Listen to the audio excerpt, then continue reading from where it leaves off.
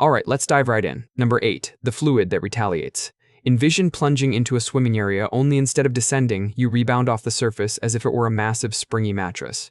This is precisely what occurs if that pool were filled with a non-Newtonian substance. These liquids are, essentially, master shapeshifters. The best-known instance is oobleck, a simple concoction of cornstarch mixed with water. Submerge your hand gently, and it mimics an ordinary liquid, yet deliver a quick strike, and it instantaneously attains the firmness of rock. The minute cornstarch components are denied the time needed to evade a rapidly approaching object, causing them to bind instantly. Researchers are harnessing this property to develop liquid ballistic protection. A bulletproof garment infused with this material remains pliable and soft until impacted. When struck by a projectile, the fluid solidifies instantly into a defensive barrier, neutralizing the threat. It's a liquid that becomes a solid just long enough to preserve your existence. Number 7. Hues that defy physics. Certain colors exist that you have never registered, not due to their scarcity, but because your own optical apparatus has prohibited them. Colors such as blue tinged with yellow or green tinged with red, not some murky blend, but a single shade that incorporates both red and green simultaneously. These are termed impossible colors. And yes, your mind can be deceived into generating them. Your sight organs utilize specific color receptors, acting like paired light switches. One switch manages red and green. You can toggle it toward red or toward green, but never both at once. The identical mechanism applies to the blue and yellow switch. However, this system can be circumvented. You can compel your brain to perceive these proscribed pigments. Locate an image featuring a red square meeting a green square. Focus intently on the precise line where they intersect. Do not adjust your gaze or blink. Just fixate on that division for a period of 30 seconds. The photoreceptor cells responsible for detecting red and green will begin to fatigue. After the 30-second mark, briefly loosen your gaze. The partition between red and green dissolves. Your brain fabricates a novel color in that resulting void. Witnesses describe it as vibrating or shimmering, simultaneously pure green and pure red. A pigment without a designation because it should not materialize. Scientists have also devised Stygian blue, a shade of blue that appears profoundly darker than absolute black. You generate this by first fixating on a highly intense yellow, exhausting your yellow sensing cells. Then, upon viewing a black surface, your brain overlays blue onto the image, yielding this unbelievably dark azure. These experiments demonstrate that the colors you perceive are not inherently present. Your brain is constructing your complete visual landscape from nothing, and occasionally, you can observe it violating its own fundamental coding. If you've watched this far, please give me a like and subscribe. Since I lost my old channel, I truly need your support. Alright, let's continue now. Number 6. The geological structures that mobilize themselves. Visualize the scene. You are traversing an arid wilderness and stumble upon a 700-pound stone, complete with a furrow trailing behind it, suggesting it hauled itself across the earth when no observers were present. This phenomenon occurs at Racetrack Playa within Death Valley. Hundreds of rocks, with some surpassing 700 lbs in mass, are independently moving. They etch pathways several hundred feet long into the dried basin floor. Some tracks are linear, others execute zigzags. Certain stones travel in unison, then abruptly separate. For countless decades, this conundrum perplexed researchers to the point of distraction. Hypotheses spanned from extraterrestrial involvement to intense geomagnetic forces. In 2011, a research crew brought 15 stones, equipped with satellite trackers, to the playa, alongside high-definition cameras. For 2 full years, absolute inactivity.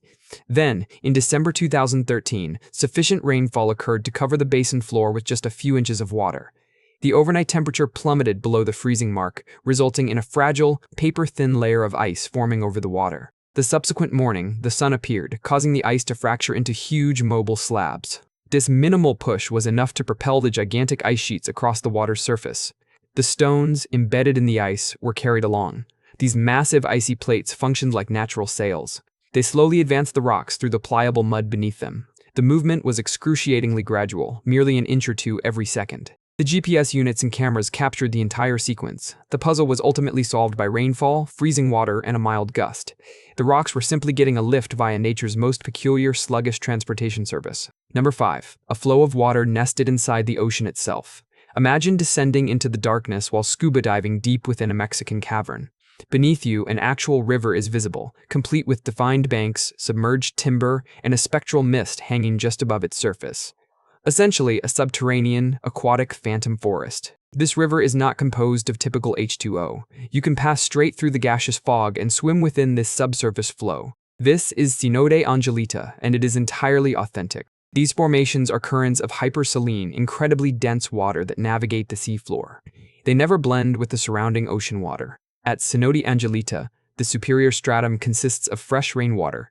The river at the floor is derived from oceanic saltwater, and that eerie, spectral fog stratum is hydrogen sulfide, a poisonous gas that carries the distinct aroma of rotten eggs.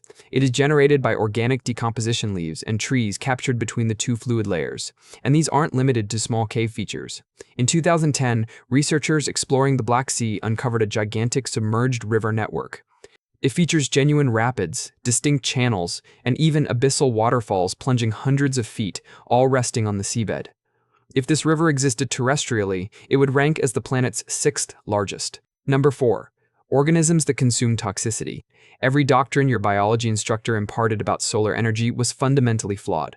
It turns out that illumination is not universally required for life. In 1977, scientists piloted a submersible to the depths of the Pacific Ocean. They fully anticipated finding nothing. Instead, they discovered the oceanic counterpart of a bustling metropolitan hub. Massive black stacks, towering above the height of buildings, were violently ejecting toxic vapor. The water reached 750 degrees Fahrenheit, hot enough to instantly incinerate food, and it was saturated with hydrogen sulfide, the component responsible for the smell of putrefied eggs.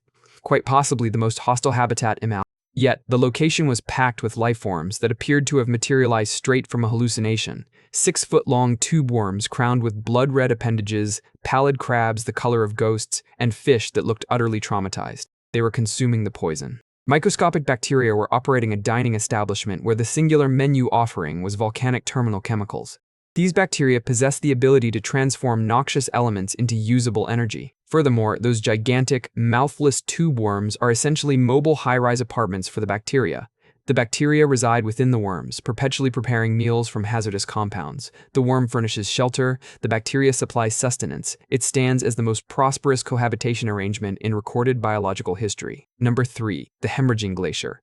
Positioned centrally in Antarctica, a specific glacier appears, quite literally, to be shedding blood.